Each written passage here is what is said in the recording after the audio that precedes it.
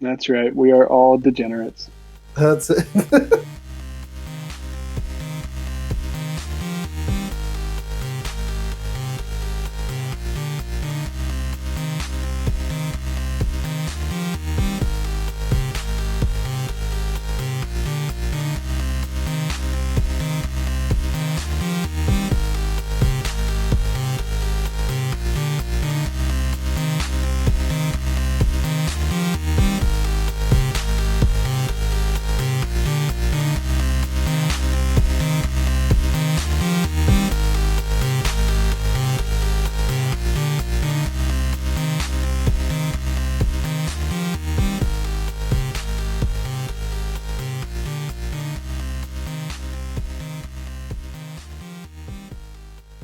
Skiddly diddly do.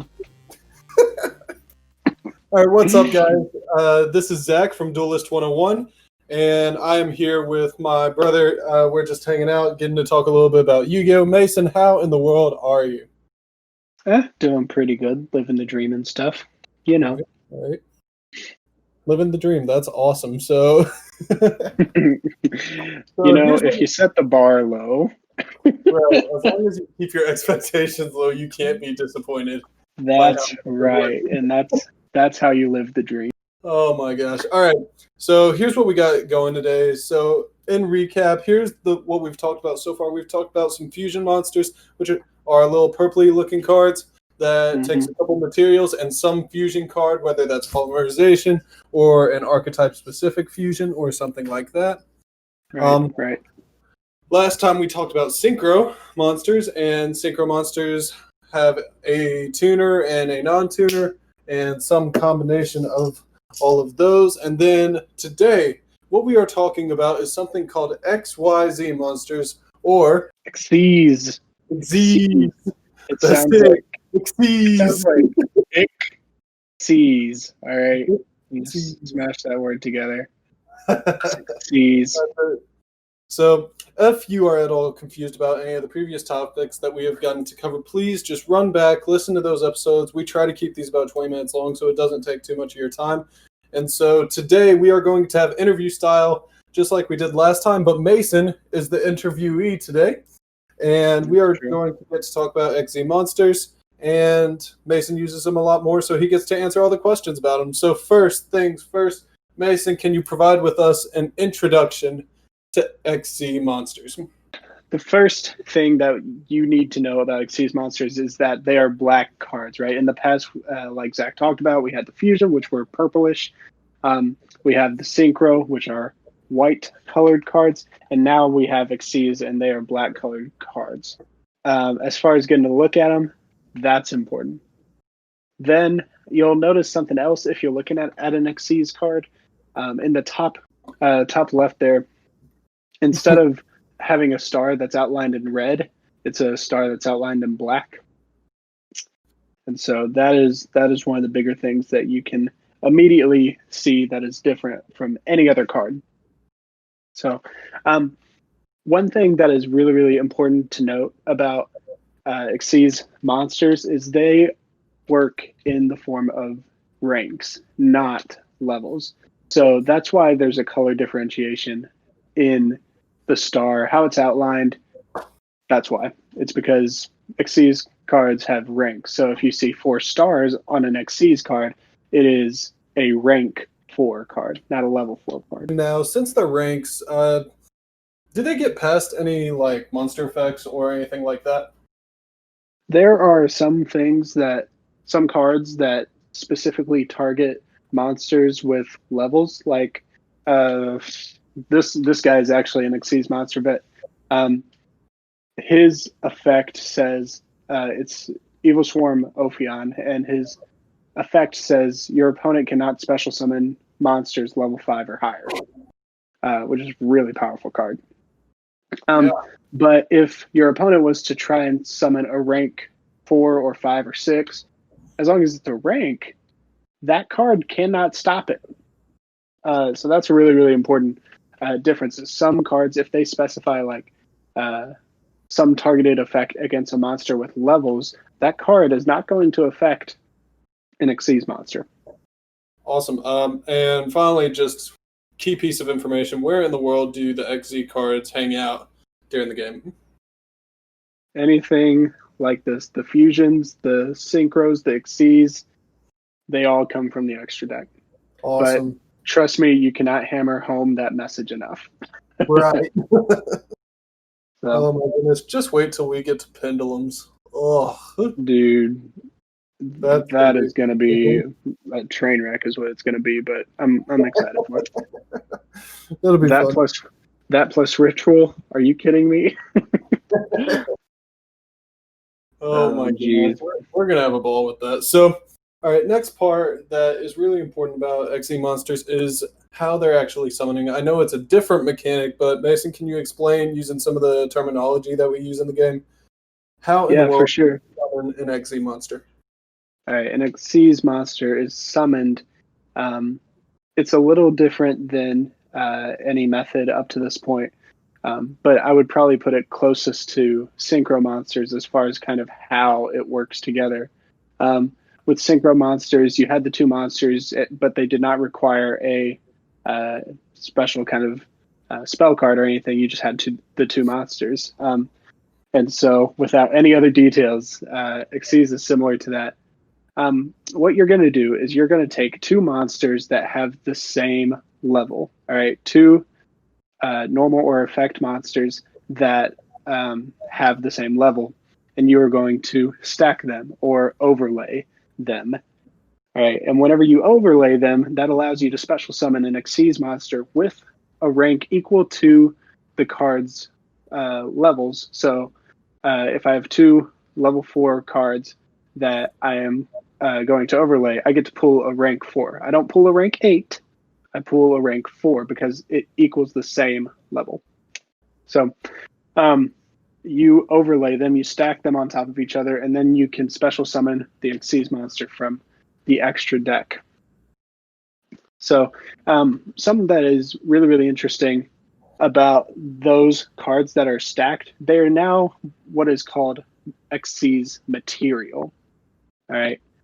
And material is kind of a complicated thing, but just hang in there with me for a second. All right. Basically, like every other monster can just activate its effect, usually, hopefully, if it's a well-designed card, once per turn.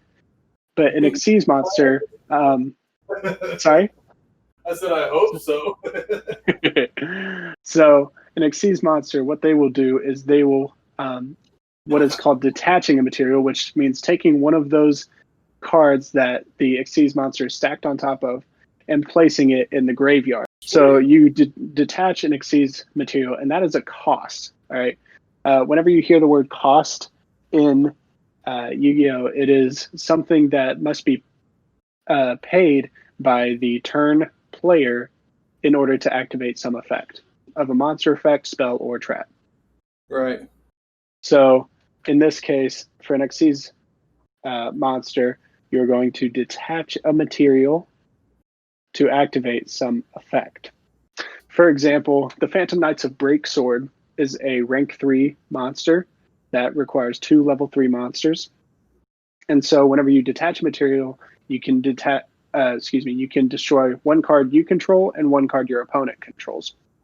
And so in that case, even if your opponent manages to stop the activation or tries to negate that monster effect, you have already detached that monster as cost. The only thing that your opponent did is stop you from activating that card.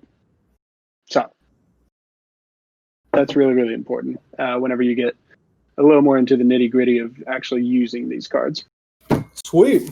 That's cool. Yeah. I got to say, this is probably in my opinion, one of the easiest ways to special summon. No doubt. And I think it seems to show up a whole lot in just random extra decks because there's so many general monsters that work for anything. Oh yeah, tons. That's the thing about Xyz monsters. It kind of shares this ability with the synchro monsters, is that they tend to have really, really general summoning requirements, just in as much as, the most specific it might get is 2 level 3 monsters of this archetype. And so it's actually really, really easy 99% of the time to get these monsters out. Sweet. All right, Mason. Please help all our listeners out here. If I'm going to start playing a deck that is very heavy in the XZ monster side, what decks do I want to play just with my friends? Just with your buddies, there is a deck called Trains, and that's what you're going to see it called in a much more informal sense. I believe the actual archetype name is Railway. But the idea is that you're getting these huge, huge Xyz monsters that eventually kind of compound into one monster. It's, I believe, Infinitrack Megaclops is what it's called. And it's a monster that like can't be touched, can't be destroyed by battle. So it's insanely difficult to get off the field. And usually will end up helping you win the game by the end of it. So that's Railway. There's Raid Raptor. It was really good back in like 2016. And the idea is that you're special summoning all these different level 4 cards in order to create these really incredible Raid Raptors. It is the deck that, what is his name? It's one of the characters from Yu-Gi-Oh! Arc 5 who uses it, and it is just such a absolutely amazing archetype. I always get a kick out of it. It makes me feel like a little kid, and it's just a lot of fun to watch.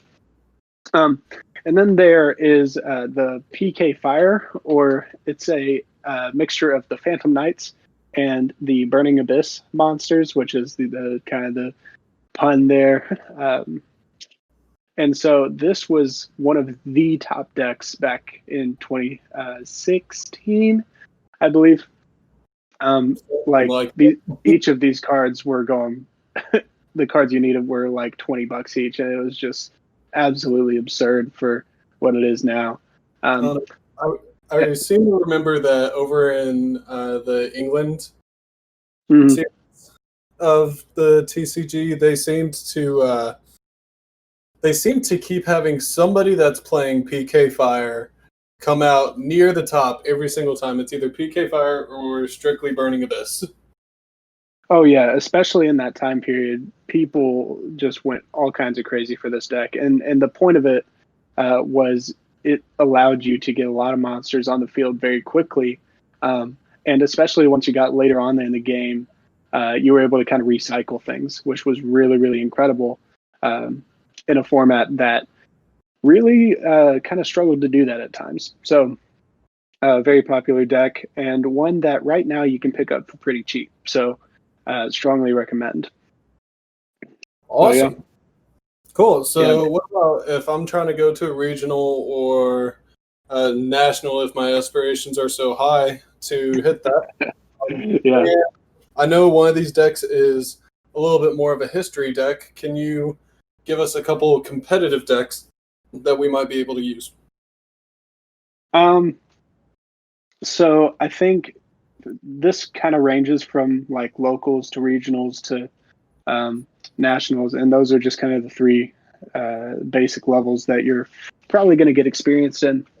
There are a lot of decks that you can use, but one of them that is actually really cheap right now is Zodiac. And so these are kind of fun. They had their boss monster come off the ban list relatively recently. And so a lot of people have gravitated towards that. The cards are pretty cheap. And so it is still got a lot of firepower. It actually manages to use and abuse that Infinitrack Megaclops that I was talking about earlier. Just an absolutely absurd monster. But Zodiac will oftentimes build up to that because they're all about getting out their Xyz monsters. And what's really interesting is that instead of requiring 2 or more monsters, more often than not, Zodiac can actually Xyz summon and climb their ranks using 1 monster, which is just phenomenal. There is another deck. It's called Medolce, which I think is hilarious because the entire archetype is based around essentially French pastries. And I seriously can't stand this deck for all that wants me to believe everything is called a monster, and we're going to Mm-hmm. stuff that for French pastries. Yeah, no, it's one of the main cards is Queen. It's something tiramisu. So um, just as delicious and dangerous going into your digestive system as it is on the Yu-Gi-Oh field. And I so, need you to stop. no, I mean, Medolce is a little complicated. Takes a decent brain to play it, but I gotta say, if you are willing to put the time in, and some of the cards are costing a little bit more nowadays, but they are giving some of the top decks right now a serious run for their money, which is just a lot of fun seeing new people pop up. And then lastly, there is Old Faithful Orchest. Orchest is the reason one of I imagine would be one of my favorite cards is on the ban list. Rest in peace, Phantom Knights of Rusty Bodies. Rip. But but Orcus has remained a top contender because of because of their recursiveness, because of how easily they make powerful Xyz monsters. Their favorite by far is lovingly called Ding. Uh, Dingerisu. yeah, Ding Girsu. He is just absolutely overpowered. But this deck does incredibly well. It's in the past couple of years, it has pretty consistently been like a top 8. It's topped a few times, top 16, another top 8. Like it just stays up there, and it's uber consistent, and it's not overly pricey most of the deck right this second. So, Hashtag reasons I want to build Orchestra right now.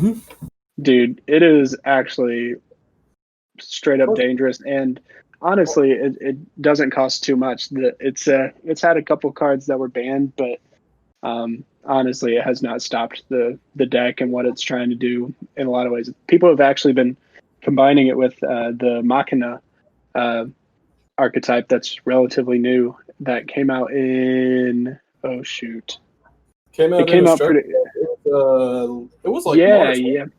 yeah Mechanized Madness or whatever. Yep. And so it a relatively new structure deck, but people have been putting that with Orchest, and they're all machine types, so it works. That'd be So alright. I yeah, might no, it's I might be building. Plus, Orchestra, just personal opinion. You believe what you want, though. You might like Medolce better or something. But I think Orchestra has some of the prettiest looking cards. oh, they're gorgeous for Oh, I sure. look at I mean, so the concept of like a machine and like literally combining that with an orchestra is just a really, really incredible thing. So it's just a lot of fun uh, getting to watch and play. But yeah, it's so I think that kind of closes out my personal list. Uh, I think if you are down to get into Xyz summoning, it's super easy, and especially with Master Rule 5, you can put them anywhere on the field um, as far as the main monster zones. And so that really opens up their gameplay. So yeah, I got to recommend it. It's my personal favorite. Yeah, give it a shot. that's awesome. I love that, man. Thank you for giving us so much insight on that. I really appreciate that because some of this stuff I didn't even know about. I will not lie to you. I had no idea. Like, I knew in the back of my head, but I wasn't just actively thinking about that Medolce was an XZ based deck. Um, Mm-hmm. So that's cool. I appreciate that. I think that's really interesting. And one podcast I really like during the end phase, one of the guys that has shown up on that a couple times, he plays Medolce.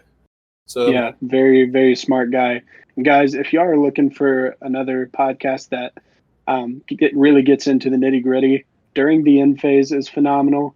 Um, and just kind of while we're off task on it, um, another podcast is called X2 Drop. Another one of my favorites. A couple guys that, I mean, just talk about whatever they want. They talk about their experiences, talk about some different things that go on in the news, and they do a really great job of kind of breaking down the game in a simple, at the end of the day, it is about having fun, and they kind of remind you of that. So no doubt. That's awesome. Well, sweet. Thank you. Thank you again, Mason, for talking us through all that. Man, next time, tell me, Mason, what is the topic for next time? The forbidden reason for Master Rule 4. That's what's next. Next up, we got Link monsters, man. And sweet. And Link monsters are cool. Not gonna lie to you, they are cool. They are awesome, is what they are. Man, if you can't tell by my obvious disdain for Link monsters, guys, I came into that format because, like, before Links were introduced, you could take so many of these decks and just absolutely abuse the idea of a monster zone. And so whenever Links came in, it seriously limited what you could do. But we will talk a little more about that next week. For sure. Yeah. We'll talk about, honestly, some of the most powerful decks in Yu-Gi-Oh! History through Links. And don't get me wrong, they are not limited to, like, the best decks in Yu-Gi-Oh! History. They're not limited to Link decks, but certainly the ones that are relevant today all include Links in some capacity. For sure. Seriously powerful monsters, guys. I mean, like, that card I was referring to earlier, Rusty Bardiche, is a Link monster, and it's explosive. What it was. Yeah, it was an absolutely broken card. If Orcus never came along and abused it, it would be fine, but here we are. It's fine. I'm not bitter. I'm still mad. Even though after it was banned. Listen, man. It is what it is. Like, I can see now it was a broken card, but only because people abused it. That's right. And that's what we'll find that many TCG players are incredible at. All right, man. So thank you guys so much for listening. We really do appreciate it. Next time we're talking about Links, like we mentioned before. And we are definitely going to get into a couple other types of summoning. After Links, we have Ritual and Pendulum left. And we're still deciding on what order that'll be. And honestly, I don't know. We'll see how that ends up going. And then we'll talk about general structure of the game and everything like that. Now that you know how to summon everything, you can know what kind of deck you can try to go buy and everything like that. So we'll talk about that here in future episodes. Mason, do you have any last words for any listeners out there? No, just a reminder to keep listening. And I hope this is helping you guys to grow the game a little bit. I also hope that, we're helpful to you. If there is literally anything that we can cover that in greater detail, or any questions that you have, I would love to have a little section at the end where you guys ask us questions that you would like to have answered. And I think, I'm looking forward to continuing to creating this content for you guys, and hope you're enjoying it. Sweet. Thank you. So, again, just reflecting what Mason is saying, please rate, review us. If you have any questions, let us know. Please put it in the comments, put it in a review, whatever like that. We would love to hear any questions you have. We want to help you guys understand the game, because we don't want you to be left to just get beat by your friend that's trying to teach you to play Yu-Gi-Oh! 30 times before you learn how to play. So thank you guys for listening. We really do appreciate it. And it is phenomenal that we have any listeners at all. We've been talking about it daily. It's just awesome. So talk to you guys later. I believe that's all we got. Thank you guys.